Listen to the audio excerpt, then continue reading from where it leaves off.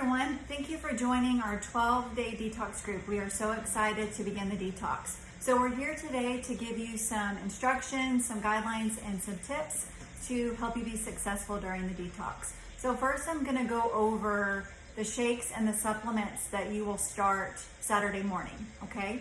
So first what you're going to do is during day 1 and day 2, you are going to consume one shake. You are going to combine the shake in a blender with either coconut milk, almond milk, whatever your milk is of choice, but you do want to avoid regular milk, any type of dairy. So you're going to consume one of these a day for day 1 and day 2, and it's either going to replace a meal or you can have it along with a meal. I will be replacing my meals with the shakes, but Dr. Garbs does not like just having a shake, so he will be consuming them with his meals. So just one a day for day 1 and day 2. So the second thing you're going to do, if I can find it, here it is you are going to take 6 drops of the drainage, okay?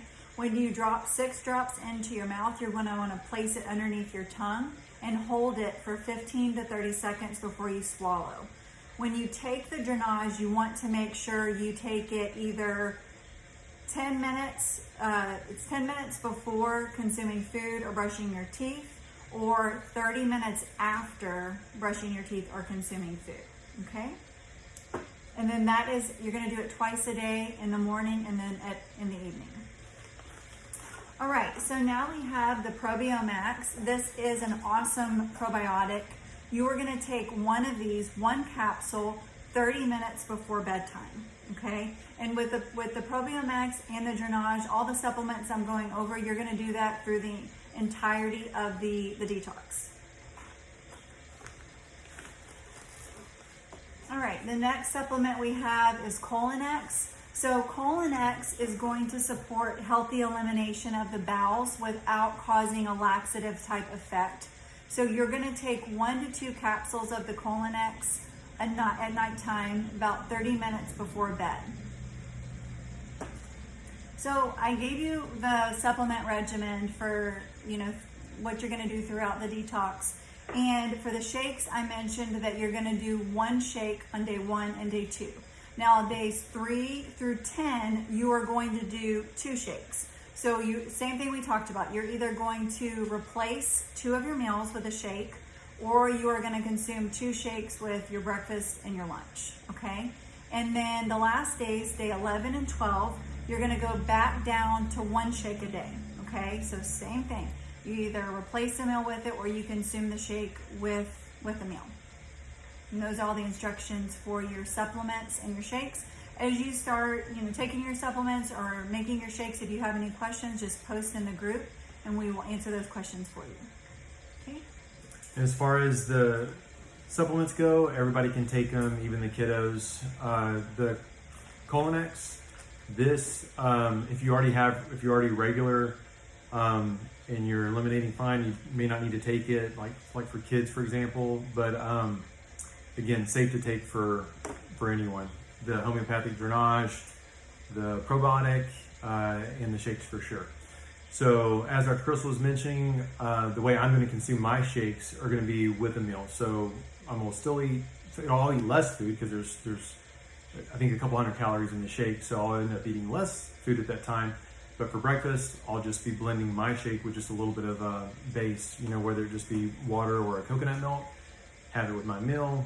And then when I get to 2 a day, I'll do the same thing. Whereas like for her, and many of y'all might like that idea, is you bulk up your smoothie, you make your smoothie into a meal, where you add a little bit of vegetable, maybe a little bit of fruit, nut butters, things like that. Now, should we talk about the acceptable fruits? Go ahead. Yes, actually, we're going to cover that now. We'll actually go over some of the rules we want you to follow as far as eating. So to start off with, we want you to make a priority is your protein and fats. You don't really need, we recommend not to consume a lot of carbohydrate during this. If you need it, then you can certainly add it in. We'll talk about what we recommend. But I would actually try to lower your carbohydrate during this time and focus on your protein and fats. And as far as protein, you like to shoot for a 0.5 gram to 1 gram per your ideal body weight. So whatever your ideal body weight is supposed to be, multiply by 0.5 to all the way by 1, and that will be your grams per day of protein.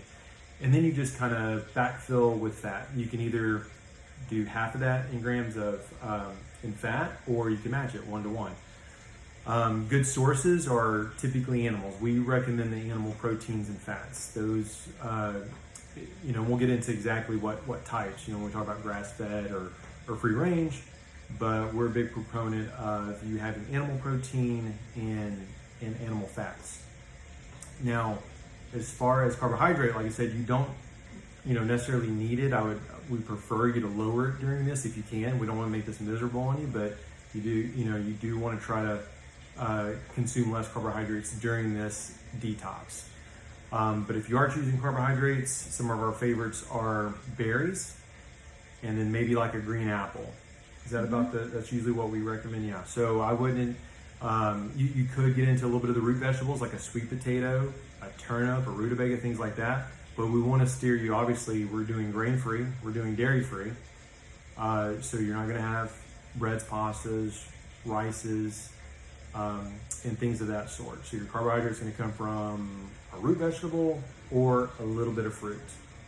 And then speaking of the fruit, you were mentioning there, about the chemicals for the shakes. Well, I was so we can mention what they can add to the shakes if they are consuming it as a meal. Since, you tell them which ones you like. So what we recommend for the fruits to add to the shakes, if you can stick with berries, that's gonna help you a lot with the detox. So you want to limit it to strawberries and blueberries, and it tastes delicious in the shake, and you really don't need to add a lot of fruit to it.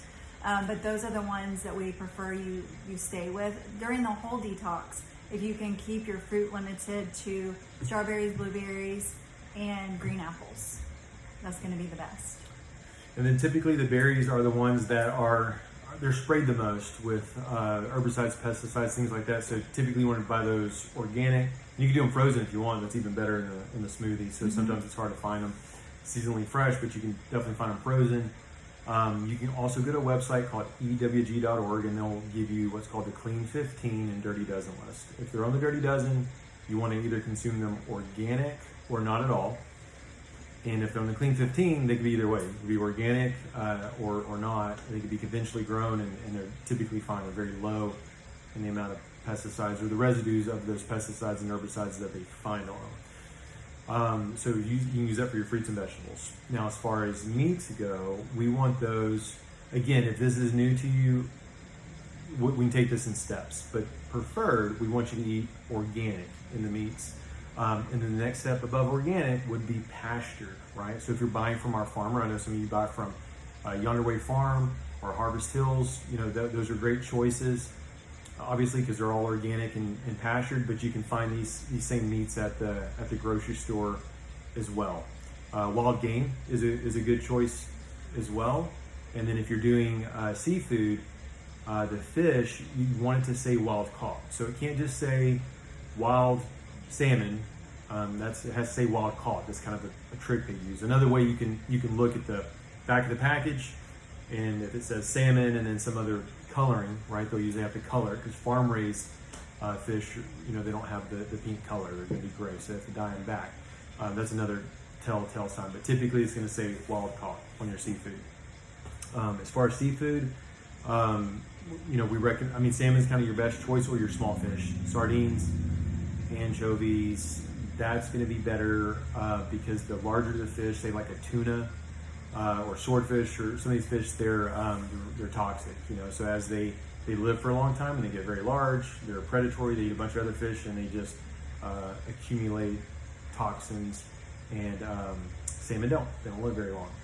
Well, and that's the key here. It's you're wanting to eliminate the toxins from your body. So you wouldn't want to bombard your body with a bunch of extra toxins. So that's the key, is just really limiting the amount of toxins you're putting in your body while you're trying to detox.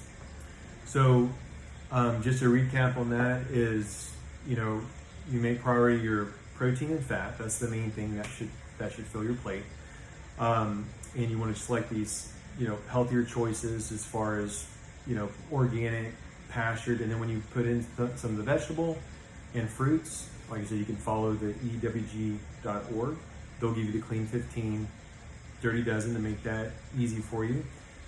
And then and just so for everybody that doesn't order from the farmer, if you're shopping at like HEB, because I know a lot of people are new to this, you're going to look for the meat that's labeled grass fed. You want it grass fed, and then it should say grass finished as well, if you can find that. But if it doesn't say pastured, if you're looking for pastured, you don't see that, then especially with your ground beef, you're going to see grass fed. And then if you're looking for chicken or something like that, you want to look for obviously organic. Another good place, not only HEB, Kroger, but Costco. So we found a lot of healthy options at Costco as well. And that might come in handy because later we'll do a video on meal prepping. So we're gonna, we think to be successful at this, that you'd want to go ahead and plan this out and meal prep. Dr. Crystal just read a study the other day, right? That what was the percentage? I don't remember the exact percentage, but people that meal prep have a much higher success rate with a detox or a cleanse program, than those that don't plan ahead and meal prep. Yeah, if you just go day to day, it gets tough. So if you're just every day you wake up, you're not sure what your plan is, it's not usually going to be good. So you want to prep this and plan all these meals out, or the majority of them. And can I mention one thing on the meal prepping? One thing that makes it super easy with meal prepping is that we gave you a bunch of recipes in there. If you want to just double up the recipes, you can eat that for dinner, and then you can also save the rest for lunch and dinners, in the future. So that helps a lot because you're already making the meal. You might as well just double up on it, and then you have other meals available. And then just a word on overall lifestyle, again, we're detoxing, so you want to try to eliminate as many of the toxins coming in, and then so you don't retox after you do this. So just in general, chemicals you want to start thinking about. So things that you are cleaning your home with, things that, you wash your clothes, things you put on your body, lotions, soaps, fragrances. Cosmetics have an insane amount of chemicals in them.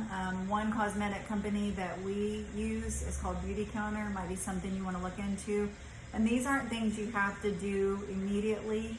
It's just something to start, making you aware of how many toxins we are exposed to. But Beauty Counter is a great company. Very minimal ingredients in their cosmetics, and we highly recommend them.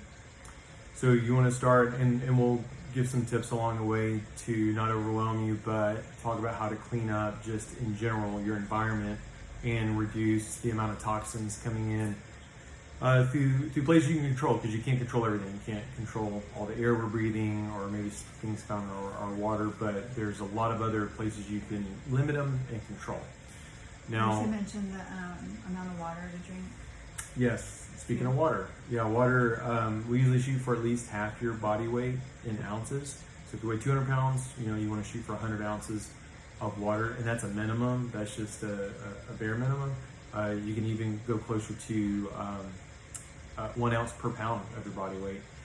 And then while we're on beverages, we're going to limit caffeine. We're going to limit alcohol. If you can cut them all the way out, even better. But it's just about reducing it too. So if you're 4 cups a day, go down to 2. If you can get it close to 0, that'd be even better. Because alcohol and caffeine, they tie up your liver. Basically, your liver's the organ we're after. That's the supplements we're giving you, is to increase this phase 1, phase 2 detoxification pathways. And caffeine and alcohol obviously are going to take up some of that pathway. So you want to try to reduce those so your body can work on the actual toxins you've been storing over the years. But another word on food, or I shouldn't say another word, but there's another concept we want you to get at too with food, is the timing.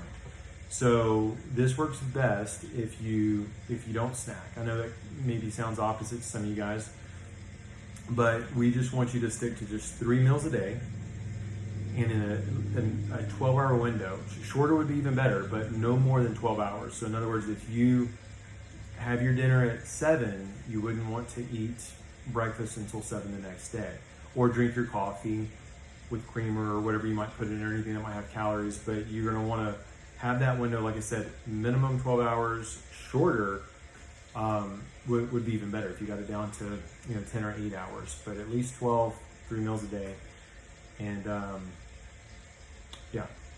And in the group, we have placed some things that we hope are really going to help optimize the detox. There's some great sleep instructions that we have to help you really get into a very deep restorative sleep, because that's a big part of detox as well as with your brain, because the brain has its own lymphatic system called the glymphatic system. And when you go into that deep restorative sleep, the brain actually cleanses itself from all those toxins. So we've given you tips to really get into a very deep sleep while you are doing your detox, and for after you finish your detox as well. Okay, well, stay tuned. Like I said, we'll get into some more specifics as we go along. We'll talk about the meal prepping, like what we do, what we found successful, and then feel free to post any questions you guys have that we can answer along the way, or help you troubleshoot any things that might come up. Yeah, we're excited and we can't wait to be on this health journey with you, and we will talk to you soon. Thanks. Bye.